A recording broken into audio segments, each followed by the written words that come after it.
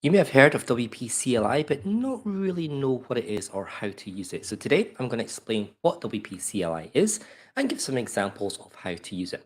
Hi everyone and welcome to WP Quickies, bite-sized WordPress tips and tricks in 30 minutes or less. Hi, I'm Will Brown, WordPress consultant and educator. I help WordPress designers and developers get more clients and grow their business online. A little bit of housekeeping first. Before we start, just make sure you hit the subscribe button, ding the bell if you're on YouTube. Also visit our Facebook group, that's WordPress Sydney Meetup on Facebook.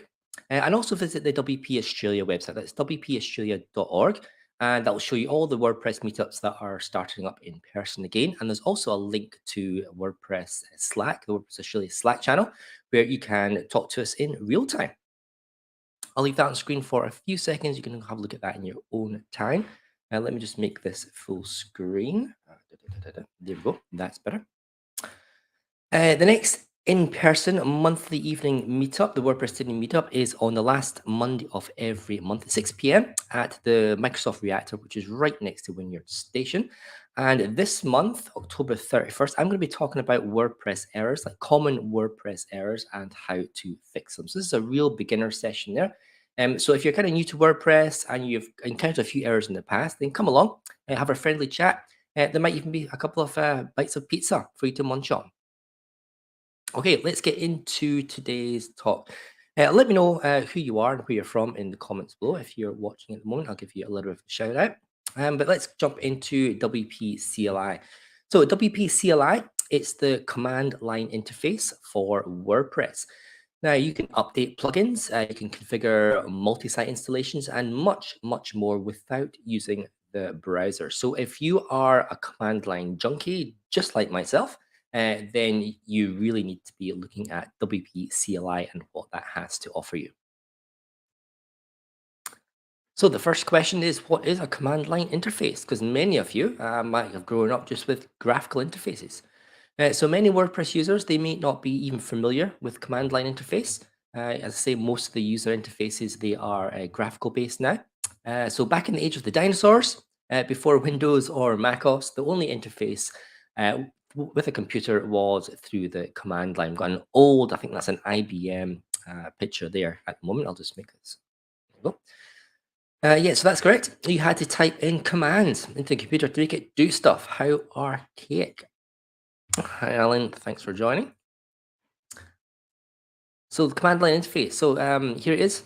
This is today Windows and macOS and Linux. They all have something called a command prompt. You might have used it in the past to type in a few commands, or you might not. And that's where you can enter all the command line interface prompts and commands. So this is just a DOS window or command prompt from WordPress here. And it's just listing all the stuff in a file in a folder.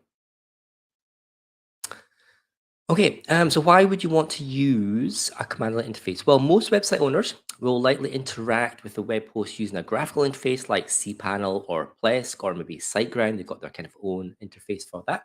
And again, that's all drag and drop. It's all icons and everyone knows exactly what it's doing. However, a simple command line interface called Secure Shell or SSH Access allows you to access the server and type in commands. But the question is, why would you want to do that? Well, generally, typing commands directly into a server is way, way faster than trying to use the graphical user interface. I know it doesn't sound it initially, but once you get used to the commands, booting up a shell, typing the command, it just is so much faster than having to log into cPanel, find the component, wait for it to load, move things around, choose the right folder, and all that sort of stuff. So in this image here, this is the WP CLI. I'll just remove myself here. WP CLI, so this command is showing all the definitions in the wp-config.php file.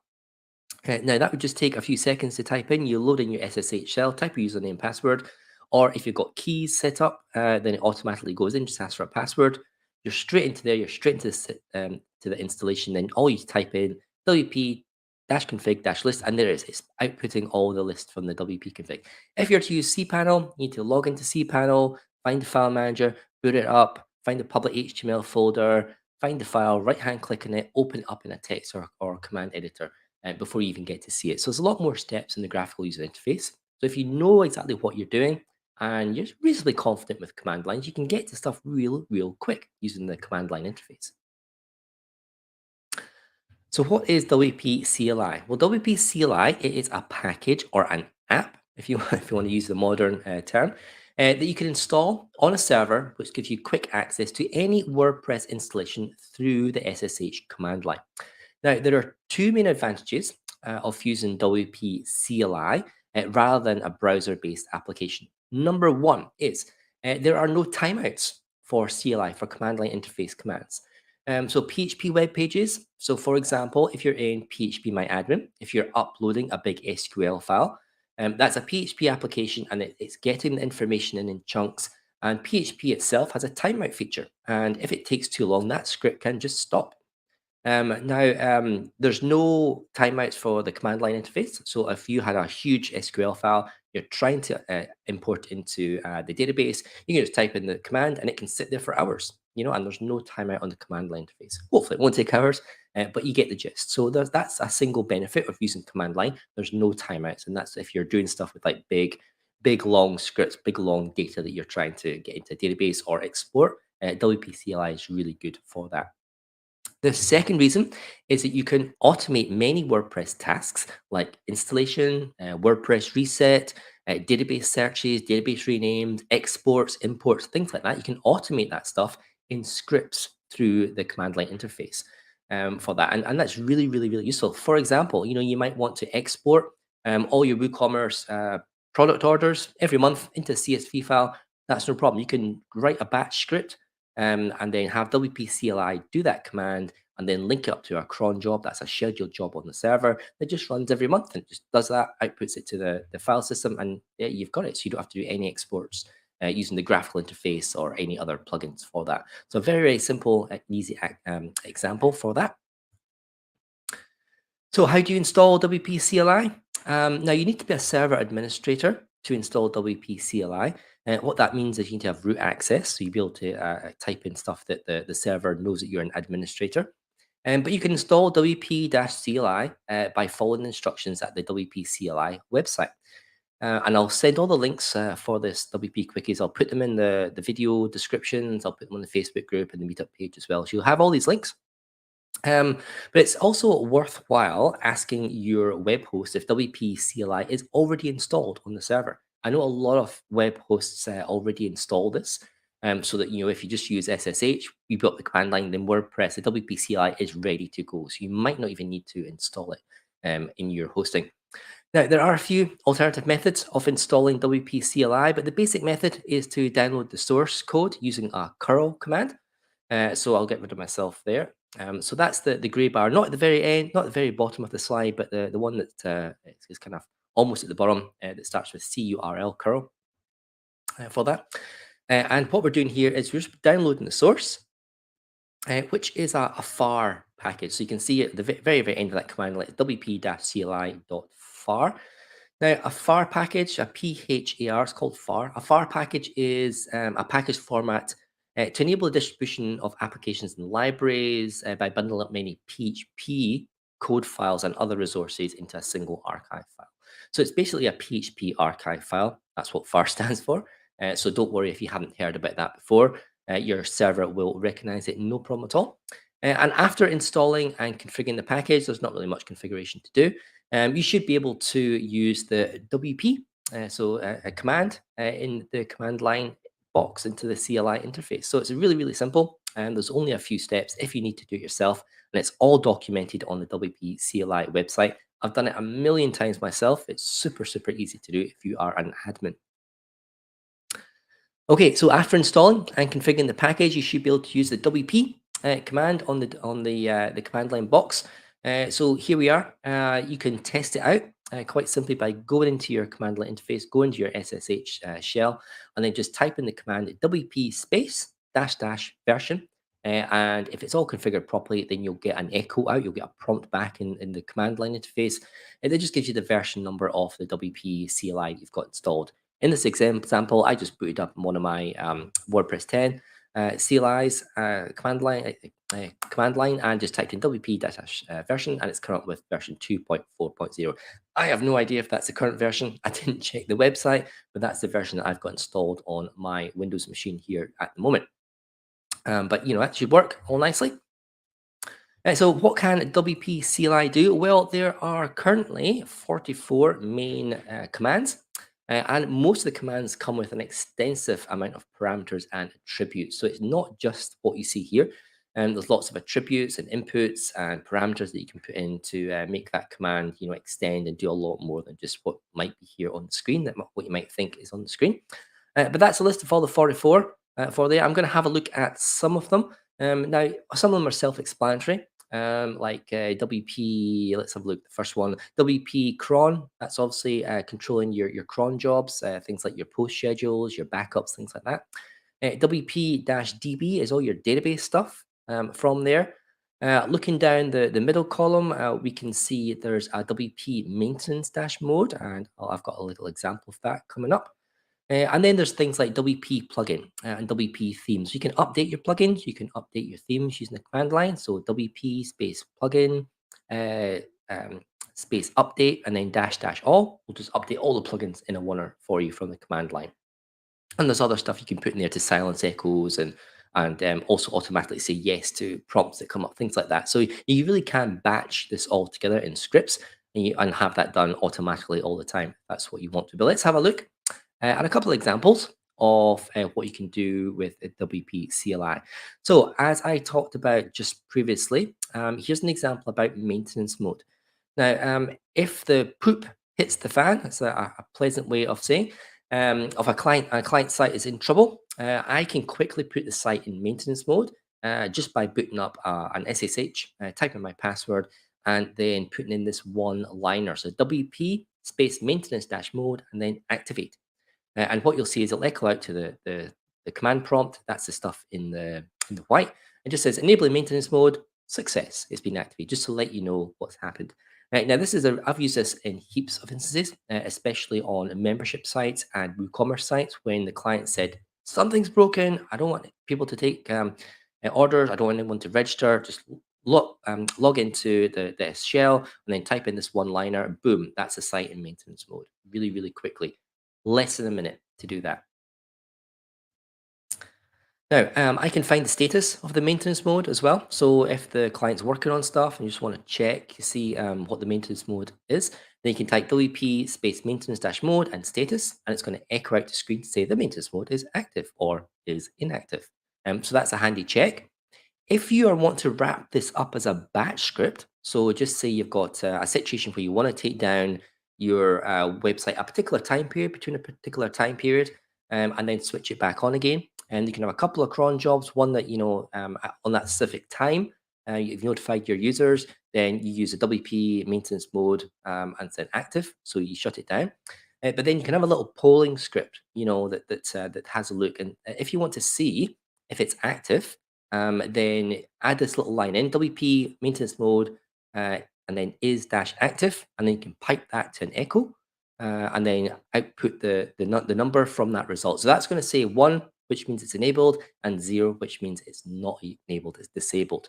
And you can use that little echo in a batch script. So you can have that one, you can place it into a batch script, and then depending on an outcome that you're testing, you can either leave it as disabled or you can run WP maintenance mode disable, and then open up the website for that. So you can put this stuff into server shell scripts that you can then test for commands and then actually run stuff depending on what you're getting back as an input.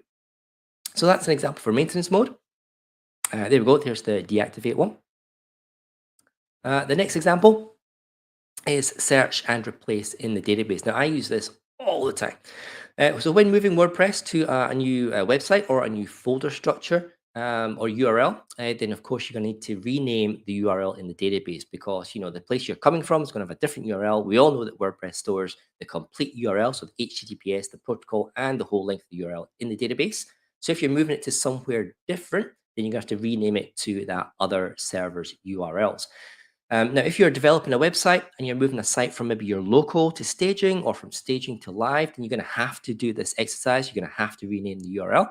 all the time. And that can be a laborious task if you're doing it over the interface. And again, if you've got a huge database, if you've been running WordPress for many, many years and you've got lots of content, then there is a possibility that one of those plugins that you use to rename the stuff that could time out, and then, you're kind of in limbo with some of it changed and some of it not. So it's easy to rename database URLs using WP-CLI. And here's the command. It's a one-liner. So this is on 2 lines because, I tried to make it big so I can squeeze in. But this is just a one-liner. So we've got WP space search dash replace. And then we want to use the old domain that we're searching for. In this example, it's example.local, which is what maybe one of your local development sites would be called. And then the next in quotes is the one we want to rename to. And this is the staging.com. And there's lots of attributes you can put on. I've not put them all. This one I've put in, it's called skip columns, and it's called GUID. A GUID is a unique ID that URLs are stored with. It's like the initial, like a global unique ID that the URLs are stored from. And that usually comes from the original website. You can look it up afterwards. But basically, I'm saying don't change that. I want to leave that the same. And I want to have the same global unique ID for each of those. For those. Now you can Google that and see what it is in your spare time. But basically, it's a one-liner. You click on that, and it doesn't matter how big the database is, how long that process takes. It's going to go through your entire database and rename that old URL to the new URL. Simple as that. Easy done. Now, I can even test this search and replace. So this is the same command as before, but it's got a few extra things in here. So I'm just running this to change the phrase foo to the phrase bar. And this time I'm actually specifically just targeting a few tables. There's WP post, post meta, and terms. And in this case, I'm using dry run. So there's a parameter called dry run. And what that'll do is it'll go through all the changes and it'll list what it's done afterwards. You can have a look through just to see, if those changes are successful before you actually commit to a live run. And that's really, really useful, especially in production environments. You want to kind of do a little bit of a test to make sure things are not going to go wrong before, and then just commit to it once you're satisfied that the echo that you're getting back, the results is okay. And so lots and lots of parameters and stuff for those. Very, very, very flexible for that. Okay, so here is another example. So just give you an advanced developer example. I'm going to hide myself so you can see all that code there. So this is an advanced developer technique when committing some changes to a WordPress site on my local machine to the Git code version repository. I can use something called a pre-commit Git hook. You can Google Git hooks later after this if you want. But when you're using Git in version control, there's a few hooks. What a hook is, you can hook code to it, you can hook commands to it. So in this example, before my local machine, when I commit something, then I can use the pre-commit. And what that's going to do, it's going to launch a WP CLI script. And this is in the script. So it's WP db export and then today.sql and then git add today.sql. So what's happening is when I'm committing something to the Git repository, then before it actually puts it in the repository, it uses WP CLI to grab the database SQL. It exports it out as a file. And then I use a command line for Git. So git add, so I'm adding that SQL to the repository commit, and then I'll push all that up onto the repository. Now, why I want to do that is because I want the database. So just say I'm pushing from local to staging, then that's pushing all the database information up to the staging server. So this is when on the staging server, then I can use the post commit hook. So that's after it's been committed. So once it's up on the repository. So on the server, I can push the repository. I can then run another post dash commit Git hook on the staging server. And after the commit is run, then what this one does, I'll hide myself here, is it does a WP DB reset, and it dash yes just gets rid of the prompt that comes up to say, do you want to do that? So I'm resetting the database. I'm leaving all the database tables, but I'm just emptying it. And then I'm importing that database file, so today.sql that's been uploaded from the commit. And then I'm doing a WP search and replace from my development machine, the URL dev.local to staging.com. So that whole example there, what it does is on my local machine, I commit some changes, it exports the database, pushes that up with all the files to the staging server, And then on the staging server, once that's committed, then the files are there. It's all synced up with Git. And then once that's been committed, it can run a script that resets the database, imports that SQL, and then renames all the URLs for those. And I don't have to do any of that. And that's all automated.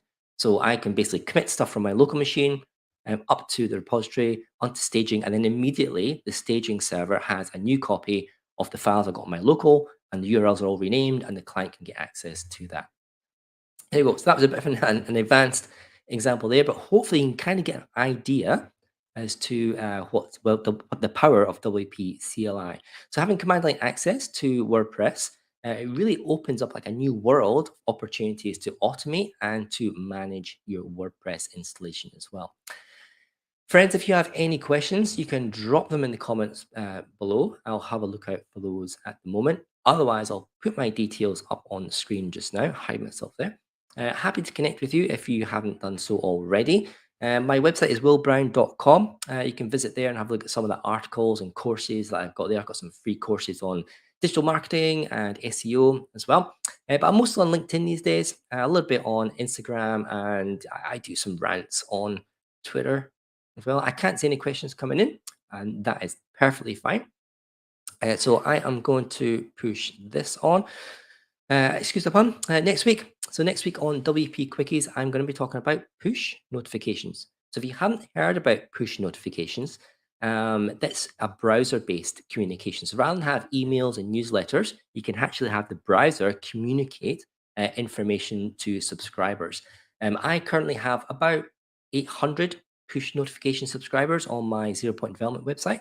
For those, so each time I publish a post, then those people get notified through the browser. It just comes up with a little pop-up on the browser to say it will publish a new post. But more on that next week. And so I'll see if any comments. No worries, no comments. That's fine. So thanks very much for joining me today. Join me next week. Push notifications. Take care. Have an exciting week, and I'll talk to you on Monday. Bye.